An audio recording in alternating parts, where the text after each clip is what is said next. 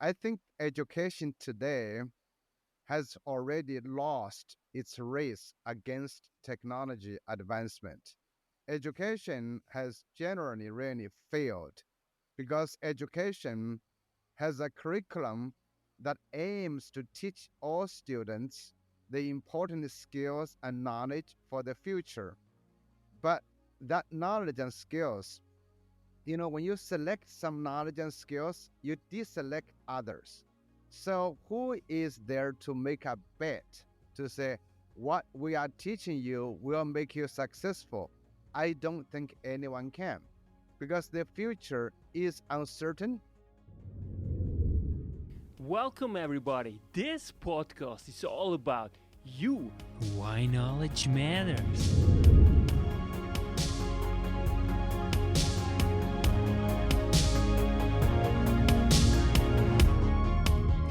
Welcome, I'm Yannick, your host, and now joining me, Professor Yong Zhao.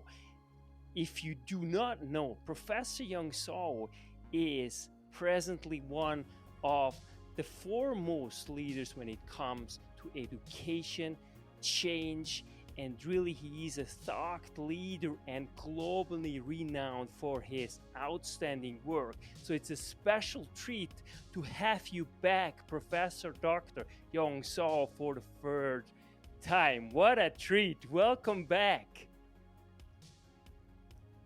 Thank you, Yannick. Happy to be back. Learning for Uncertainty. You wrote a book. And so we will discuss this and we will also relate it a little bit to the upcoming US election, which I think is so important when it comes to education. So, first and foremost, how shall we prepare, according to you, young people, for a future that has yet to come? Well, thank you. Yes, I wrote the book with Professor Bill McDermott a few years ago. I think education today has already lost its race against technology advancement. Education has generally really failed because education has a curriculum that aims to teach all students the important skills and knowledge for the future. But that knowledge and skills, when you select some knowledge and skills, you deselect others. So, who is there to make a bet to say, what we are teaching you will make you successful? I don't think anyone can because the future is uncertain. We've gone through a lot of uncertainties in the past 5 years. Let's think about that. Past 5 years, COVID, the Russia-Ukraine war, now the Hamas and Israel war. Actually, now Israel is having wars with many countries right now. Climate change and all the massive shifts, the political polarization is changing a lot of things. And of course, the emergence of ChatGPT and generative AI all makes our life uncertain, our jobs uncertain, our future uncertain. So anything you think you're teaching is not going to work. What we need is to help students to develop a new set of thinking. Number one, I think important is their ability and habit to find jobs worth solving, to find problems worth solving. Our schools, we don't teach children to look for problems or to refine problems, to understand problems that are worth solving. We teach them existing answers to existing questions or problems. We need to change that. In the age of uncertainty, you got to know what problems you're able to solve and what problems are meaningful. Second thing, of course, it is to have the creativity and entrepreneurial thinking to translate the problems into valuable contributions to the world and to others. That means to solve problems creatively. We need a lot of creativity, but creativity has to be tied with the person's ability, passion, and interest in other people. We have to teach our people to care about others and about problems facing the entire world. And number three, we need to help our students to learn how to learn. We've been talking about how to learn for a long time, but very few of us actually know if I have a problem, if I want to find a problem, where do I find it? Now, with artificial intelligence, we need to develop AI literacy. We need to develop the ability to find expertise and experts online.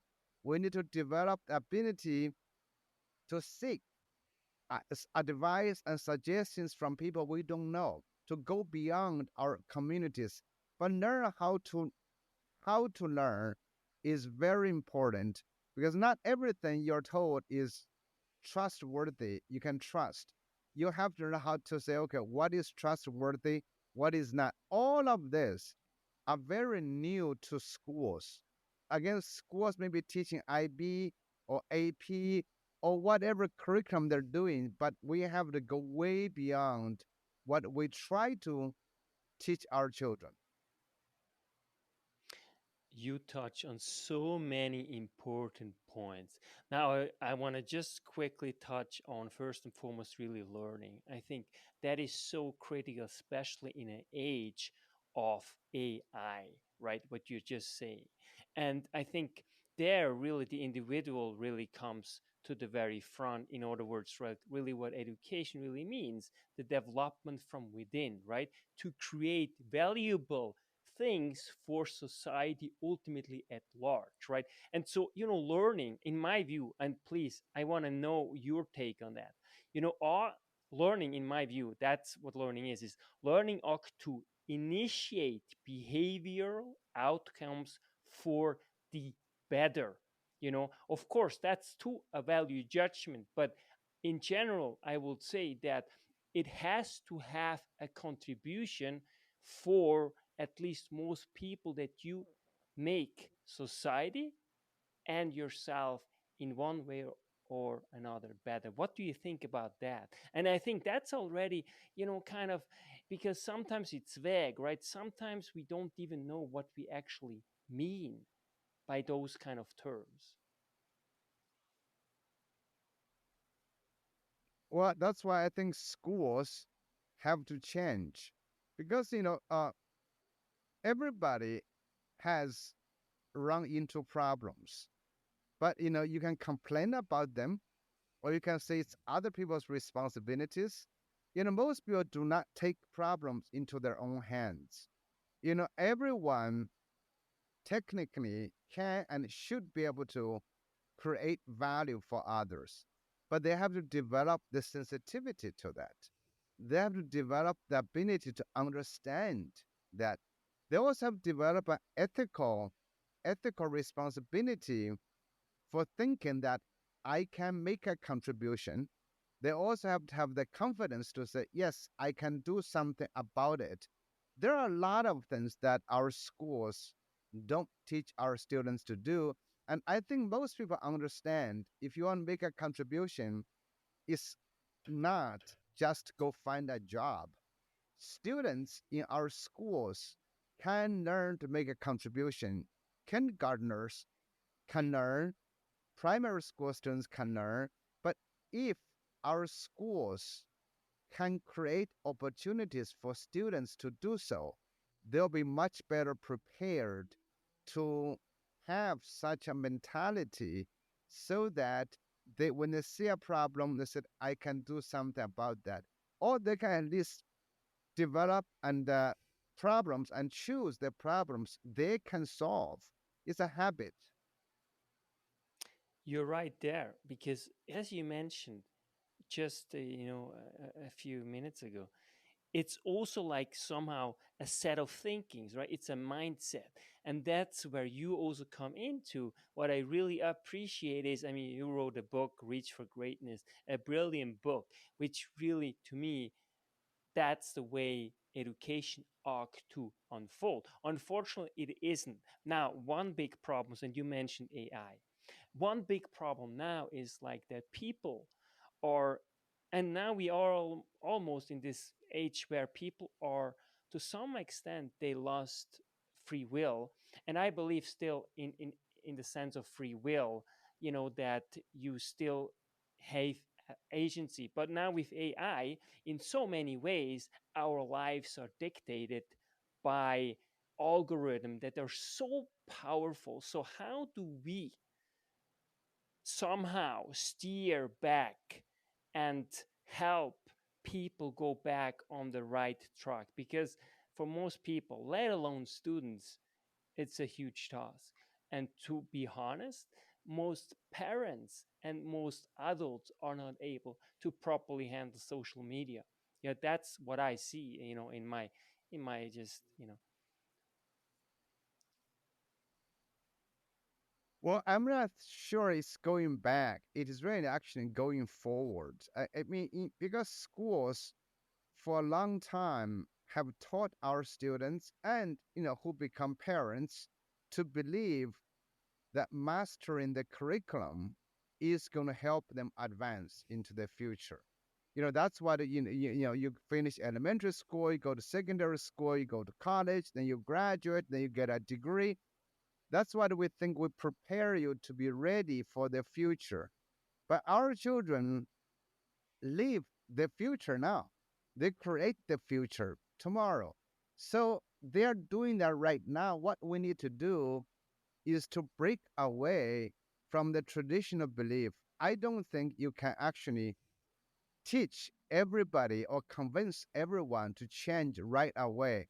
So I've been advocating a new model of schooling. I've been experimenting this in different countries, in different schools, which I call school within the school model.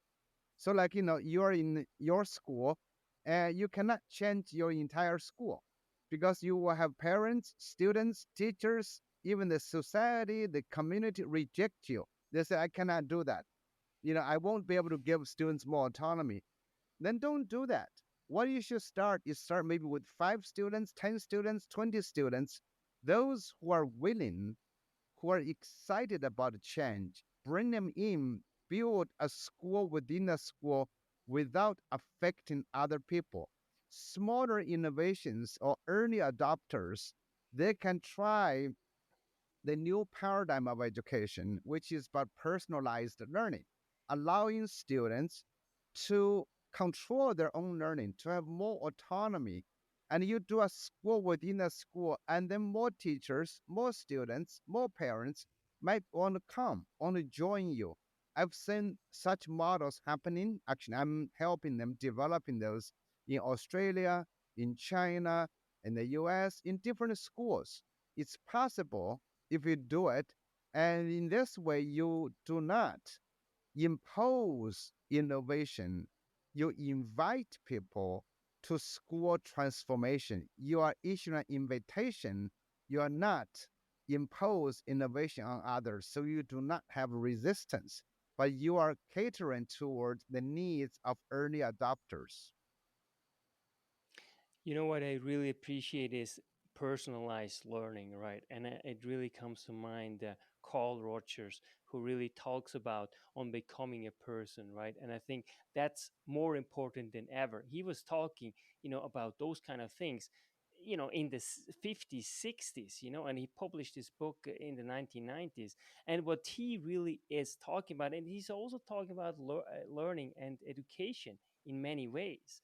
And so he developed this concept, really, that the most, and first and foremost, education ought to cater, as you said, really to develop this person within, in order to achieve ultimately self actualization, which is clearly to the benefit of society. I mean, we can go a little bit more deeper into that, but that's really what you are touching on, really. It's this personalized education. Now, how do you think, if I want to frame this a little bit in terms of also the book, in uncertainty, learning for uncertainty. And to me, the most important thing is, first and foremost, is that we have to help people to reframe what actually change means, because right now it is associated as something negative. Like, first and foremost, change is the only constant, right? So we have to reframe it so that it we do not go automatically into this, into this survival mode, right? That's the first thing, I think, because even the concept of time, in my view, is intrinsically linked. In fact, I would say change is what makes us having somehow a notion of the concept of time, you know?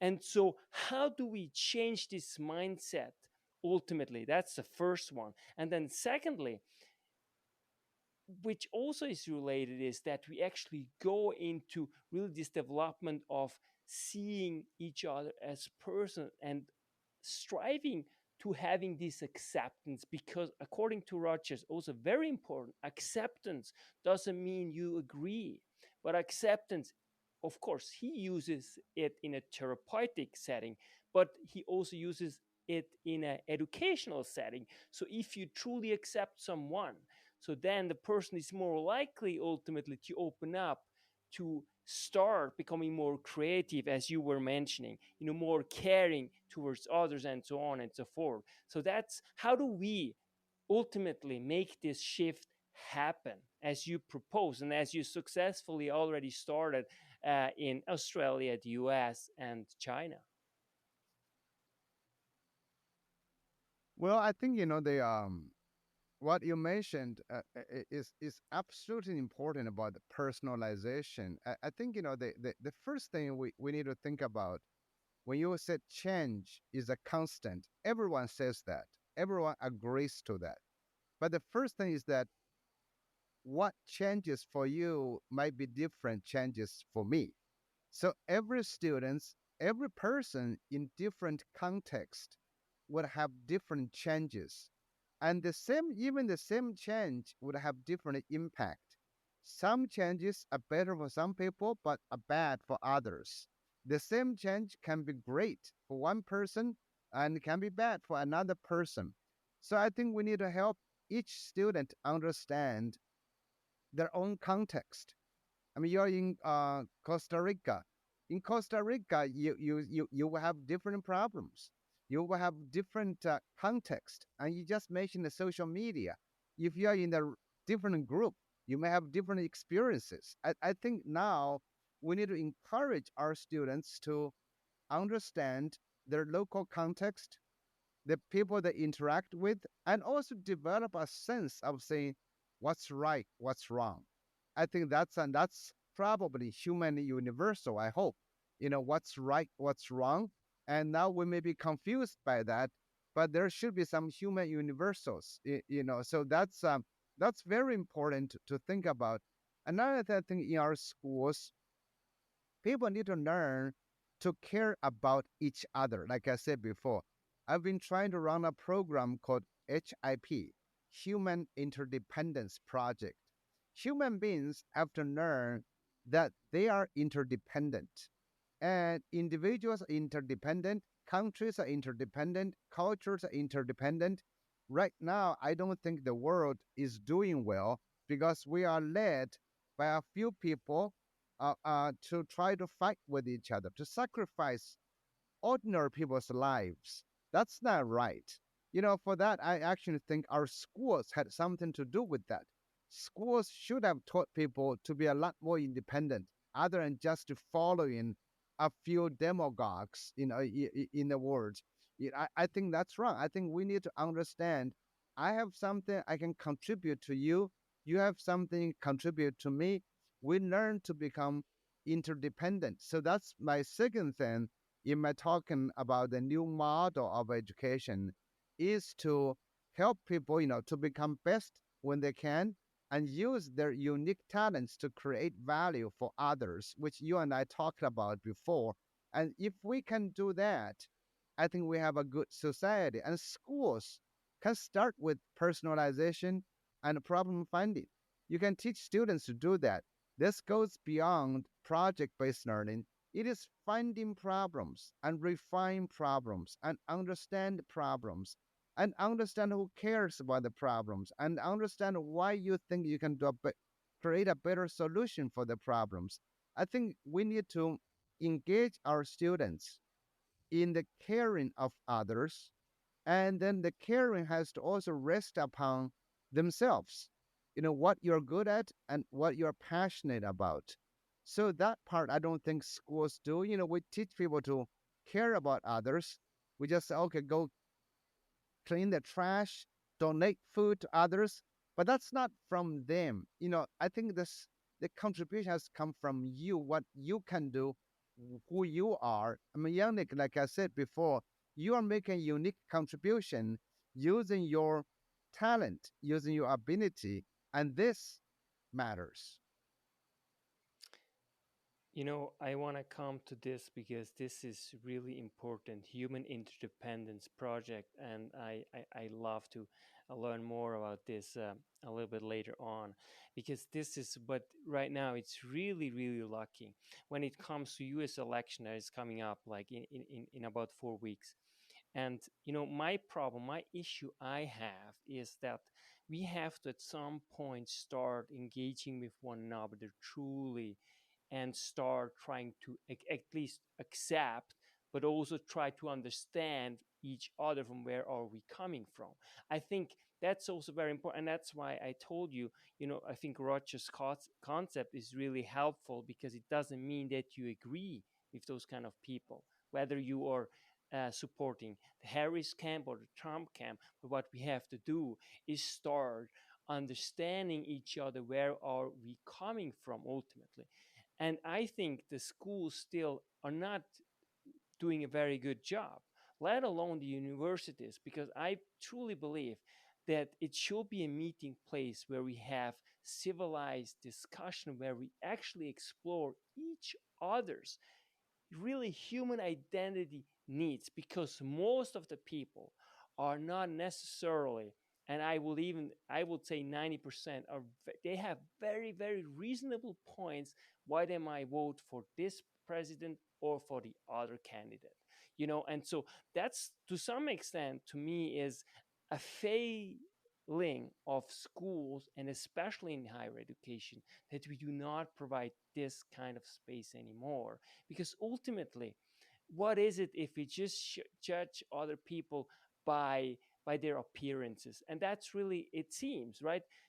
Of course, we have to call out BS that people, say completely. We can agree on that. But then we have to go one step deeper, and a next step deeper and deeper and deeper and deeper. And ultimately, we have so much common ground that we can actually unearth, that we can actually say, what?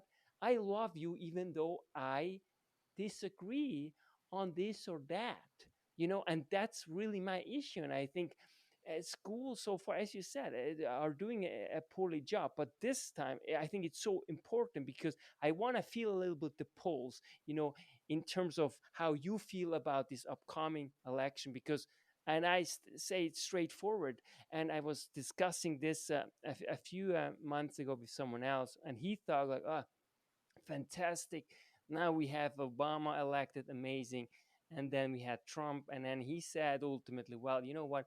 It wasn't that good what I thought Obama will be, and it wasn't that bad when Trump was the president, And so to me, these two, we just have to also, to some extent, not naive of course, but to have some trust also in the institutions, and I have I really, really believe still in the institution that they are enough strong. So what's your take on that? And give us a little bit of pulse, because I think, and equal yourself, a lot of people are very nervous, what's going to happen on November 5th. Well, I think it's first of all, I think any election really reflects more of the voters, the people, than the candidates.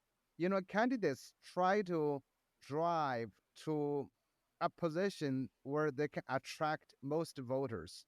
So I still blame education for not having educated our people well enough to understand, false and truth, understand, kindness and hostility. I think you're absolutely right. The polarization, which pushes people to camps where they cannot talk with each other, is definitely wrong. I think, but also I agree with you. I think about, majority of the people understand the situation. They can have a conversation, but they have their own purpose in the election because they are not necessarily aligning with each candidate, but they are aligned with their economic policy, foreign policy, trade policies. So I think, however, the media and our schools haven't taught our people how to understand them, and there's a lot of falsehood, and the media is not necessarily helping everybody understand that. So I am nervous about the election as well, and I think most important, I'm hoping the democratic institutions would not be damaged.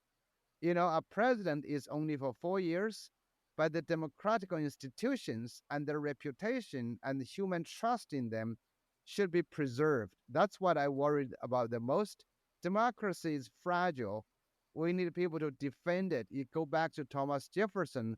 Why do we even have an education?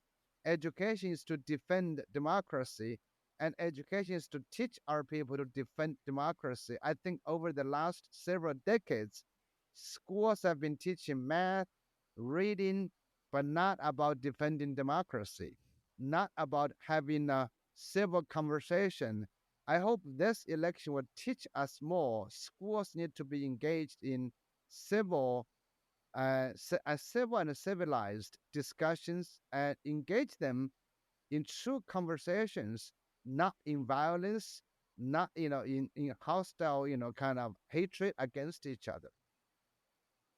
You really touch on it, and that's why also the civic programs and so on in the future, it will be primordial, it will be ultimately more important than, for example, the hard sciences. And that's not to say, I not want to say that one is more important than the other, but we also have to realize that AI will ultimately, you know put all these equation out there. That's not to say that we shouldn't study it. Of course, someone has to program the supercomputer, right? But I think now, really, and I still do not know why there's still this emphasis on one side and not to the other. Because what we are now facing, and you said it perfectly, we really face a huge challenge because people somehow are not really here anymore. They're not really able to think clearly anymore. How can you think clearly when you start? Very first thing in the morning is pulling out your phone and start scrolling, all this, and most of the time just nonsense and rubbish. I'm not saying that you should not be informed about your friends, but now it's almost like that, it's more important trivialities that what actually means, being alive and being mindful and somehow, make a contribution.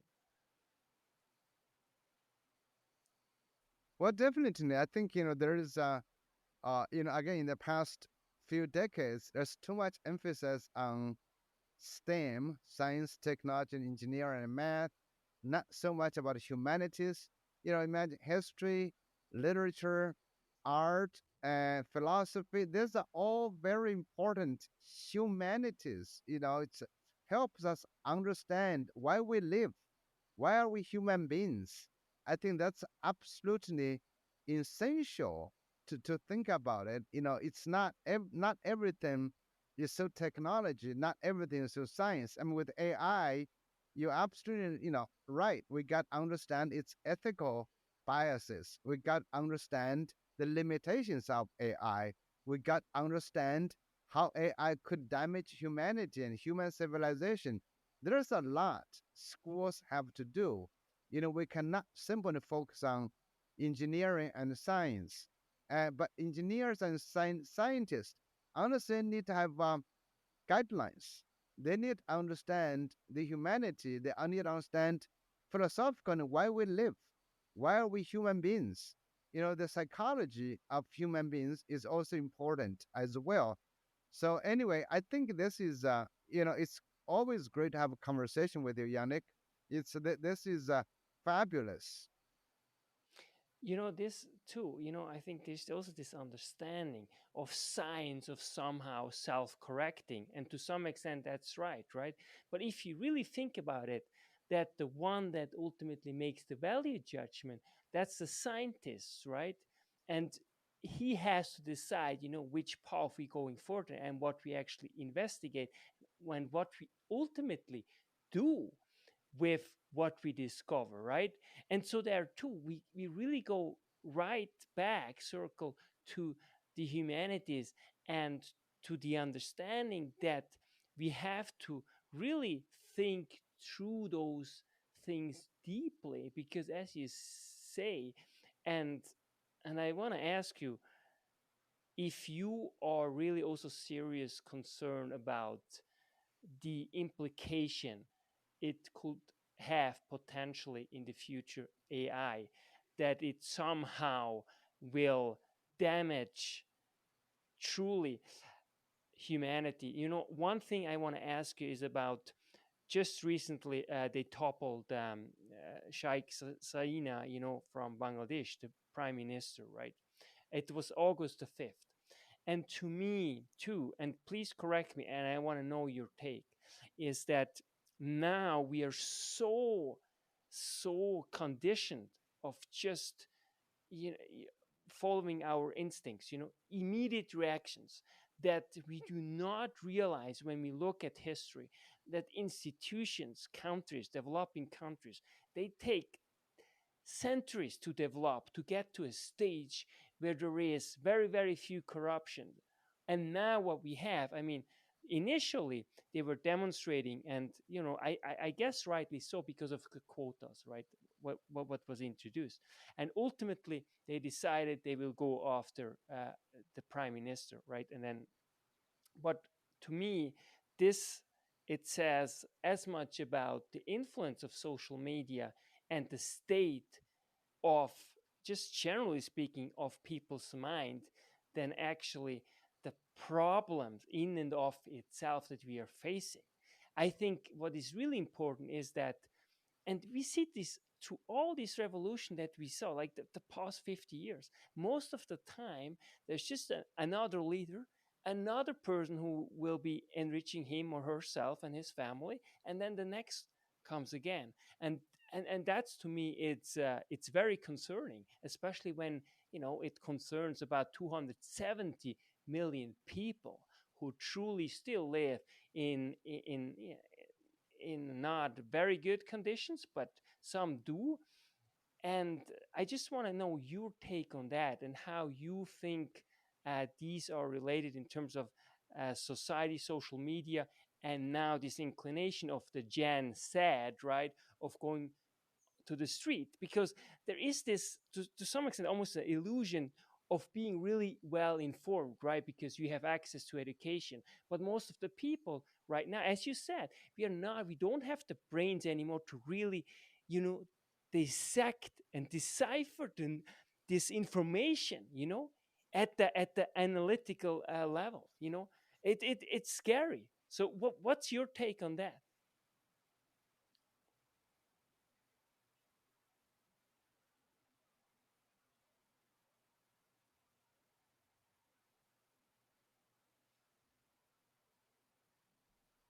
You know, again, I look at education, long wrong. What you observed, all the whether there are problems with social media, with the blind belief of lies. This all has to do with we have not changed the education to catch up with technology. And you look at, how these schools teach about social media. We never taught anything. We have to say all these technologies, they're bringing massive changes to our society. But schools have always had to teach what was important 200 years ago. If you look at schools, it's we still focus on the basic math, basic reading, we never dealt with all the new possibilities. We did not think about, you can mobilize so many people, you can mobilize delusions, illusions to drive people. But our schools, even today in the most advanced, countries, they're still teaching children about the most basic. We're depriving our children to understand, to develop the abilities to walk into this uncertainty. So technology, like I said, has won the race. So it's just going forward. Any technology, has good and bad and ugly, but we schools have to help our children to understand, to cope with that. I mean, all that research about social media, is it bad? Is it good? It's both, but depends on how you use it, how you handle it. So a lot of the research on social media, for example, says, "Oh, it made children unhappy." I don't think so. It's we just did not know how to deal with that. And in the early days, of social media, when it came out, we had a great hope. Say, oh, it's going to transform education, change education, but schools never actually made use of it. They never try to say, how do we change our curriculum? How do we change our pedagogy to help our students to develop those abilities? It's right there. I think it's so important, but somehow, and it reminds me of this notion of indigenous way of thinking and seeing the world. So the Western notion of science is really, if it's measurable, as you said, it's science, right? Everything now is tests. If it's measurable, then great. So it's very easy to put a grade on it. But when it comes to indigenous science, it's about if it's relational, and if it's not relational, it's not science. But this ultimately, what it really entails is that it's about holisticity, right? It's what life really is about, right? We cannot just pin it down. And so there it comes to some extent fuzzy, right? But that's what ultimately is that the whole is bigger than its parts, right? And to somehow combine and start really truly combining those two is still, it's not here. I don't know why it is, but tell me your point of view. Why do you think this is still not the case? And also, please tell me about what do you think we can do to help children immediately. Give some tangible examples what we can do as a parent, for example, to bring our kids, for example, off the screen. Because a lot of the confusion that I see personally is about so many things, is clearly there is a biochemical imbalance in their most of the young people's bodies, right? It's just not there because we became sedentary, right? We are completely hooked up in front of a screen. How can you truly develop as a human being, especially if you're a kid, right? And we know this play is so important for learning as well. I mean, you mentioned it, right? It's about creativity. We cannot be creative, you know, if you're not somehow, in attunement with life, with movement, right? Well, I think, parents, teachers, school leaders, government officials, policymakers, I think the first thing we need to do is to redefine what learning means. I think, what does learning mean? Because we have always defined learning in schools, academic subjects as learning. But today, as you already mentioned, we need to learn a lot of things and learning to do a lot of things and learning for a lot of different people. And so, are we having those kind of new definition of learning? Because we like to say, well, watching TV is not learning. That's not necessarily true. Playing video games is not learning. That's not necessarily true. So the second thing, if we broaden our definition of education, we may think differently about what's possible. And so, what's possible, for example, sorry about that. Not a problem. So the second thing I think what you need to do, if we redefine learning, we need to have a good mentoring, good facilitation, good guidance for students. Parents, teachers should have conversations about these challenging issues, not as supervised. Sometimes teachers, oh, they just do social media or ban the cell phones. Let's ban smartphones. Don't use that. Uh, if you don't use Instagram, you're not influenced. That's not true. You cannot ban. It's open conversations, discussions about them. And also, number three is trying to understand children. Why are they in front of the screen? What are they doing in front of the screen? It's not just to limit, you can only have 5 minutes a day, but it's to understand why. What do they do?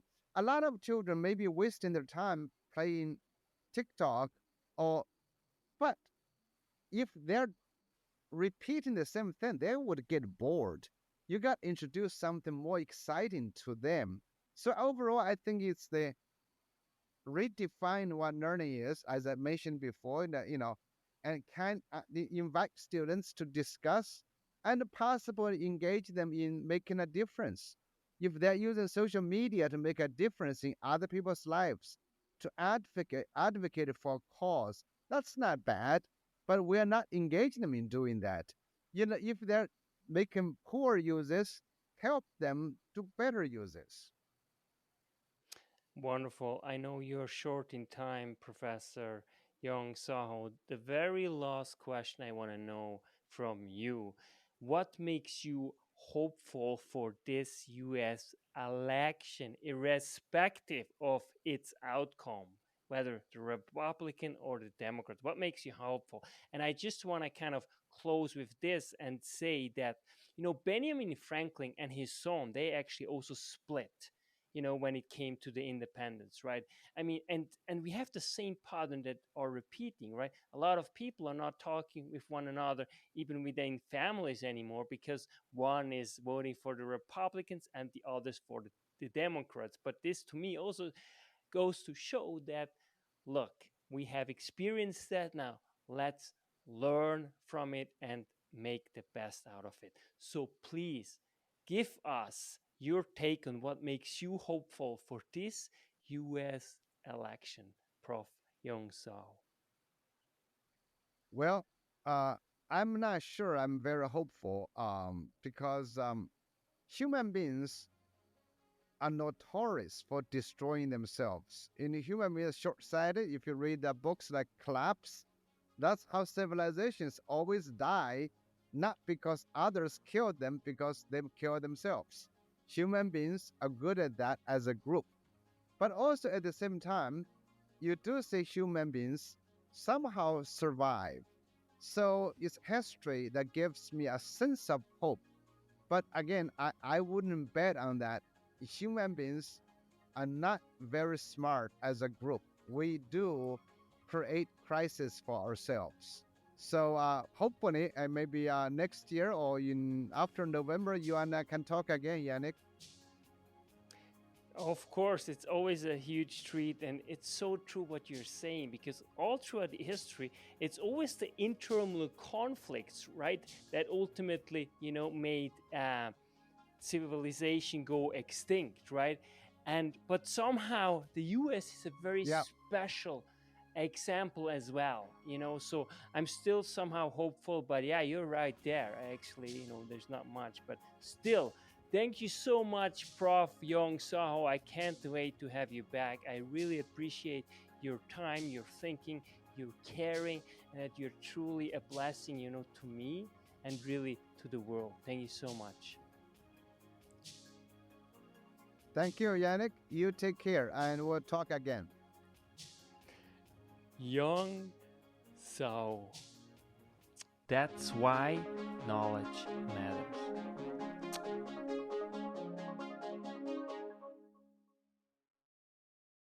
Make your life a masterpiece. Visit now programs.d-ykm.com. Meant to make you grow.